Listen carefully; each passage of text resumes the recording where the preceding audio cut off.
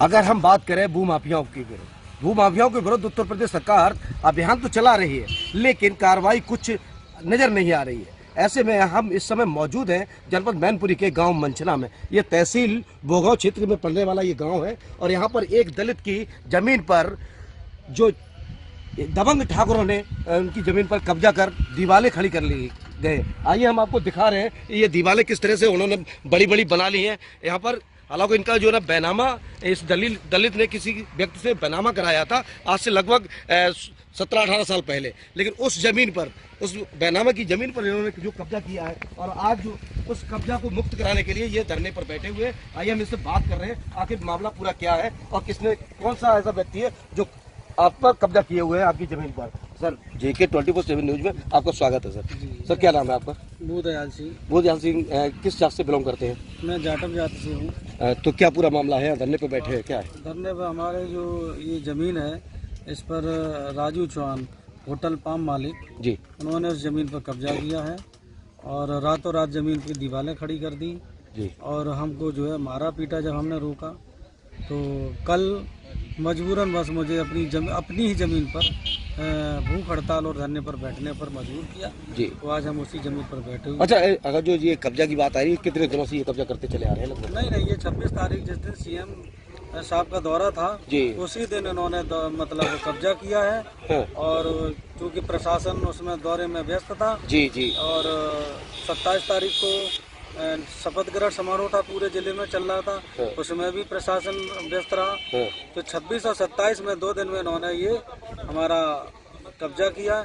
Madam ने 27 तारीख को इस पर यथास्थिति का ऑर्डर दिया, स्टे ऑर्डर दिया, लेकिन ये लोग स्टे ऑर्डर को भी मान नहीं माना। अच्छा, तो इन्हें मौका मिला था कि इधर एक तरफ मुख्यमंत्री अपना जनसभा को संबोधित कर रहे होंगे और इधर ये कब्जा कर रहे थे, तो इनको मौका मिला था इसके मतलब। हाँ, मौका। अगर जो बात की जाए, ये राजू है कौन, किस पार्टी से बिलोंग करते हैं ये राजू चौहान? राजू चौहान भारतीय जनता पार्टी के नेता हैं और ये मंत्री जयवीर सिंह के खासम खास हैं और उनके प्रतिनिधि हैं जी। उन्हीं के शरण में ये रहते हैं और उन्हीं के पूरे संरक्षण है उनको प्राप्त, और ये हमारी जमीन पर कब्जा वही किए हुए। अगर जो बात करें, अगर जो जिस तरह से आप धरने पे बैठे हुए हैं फिर भी न्याय नहीं मिला, कोई अधिकारी देखने आया कि नहीं आया? नहीं, अभी तक कोई अधिकारी। कितनी बार शिकायत की आपने? मैं 4 बार अधिकारियों के पास गया जी। 4 बार मेरे एप्लीकेशन पर लिख दिया जाता था SDM भोगांव नियमानुसार कार्रवाई करें। हाँ। इसके अलावा कोई शब्द नहीं लिखा।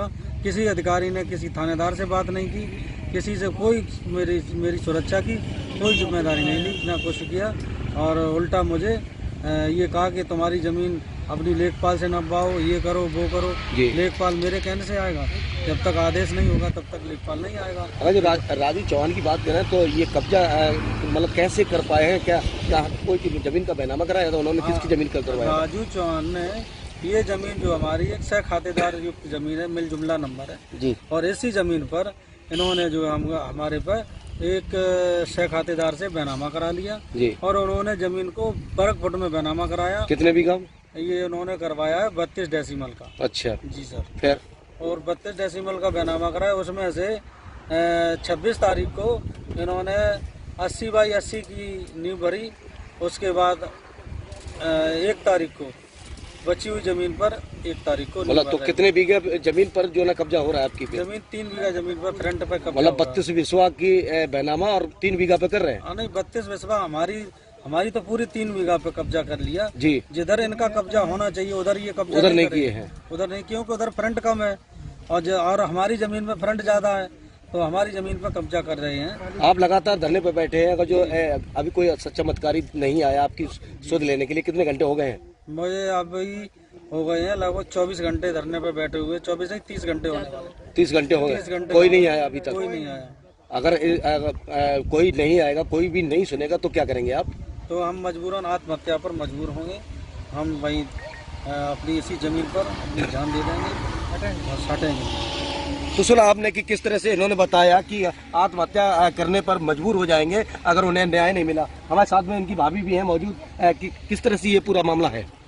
मामला जैसे कि आप सुन चुके हैं कि हमारी ज़मीन जैसे हम कई सालों से अपने जोतते आ रहे हैं, यहाँ पर हमारी कृषि कार्य हो रहा है, हमारा कब्जा था इस पर, और अचानक दबंगई करके कोई भी नेता इस तरह से आके यहाँ पर कब्जा करने की कोशिश करता है। देखिए यहाँ पे ईंटें भी पड़ी हुई हैं, निर्माण कार्य इनका चल रहा है, तो ये गलत है और हम ये डिमांड करेंगे शासन से, प्रशासन से कि हमारी मांगें सुनी जाए, हमारी बात हमें न्याय दिलाया जाए। हम कोई अन्याय की लड़ाई नहीं लड़ रहे हैं, न्याय की लड़ाई लड़ रहे हैं। हमारा पूरा परिवार हमारे साथ में है, हमारे समाज के लोग हमारे साथ में है, तो ये जो गलत है उसके प्रति सरकार सुने, प्रशासन सुने और हम यही मांग करते हैं सरकार से और प्रशासन से भी।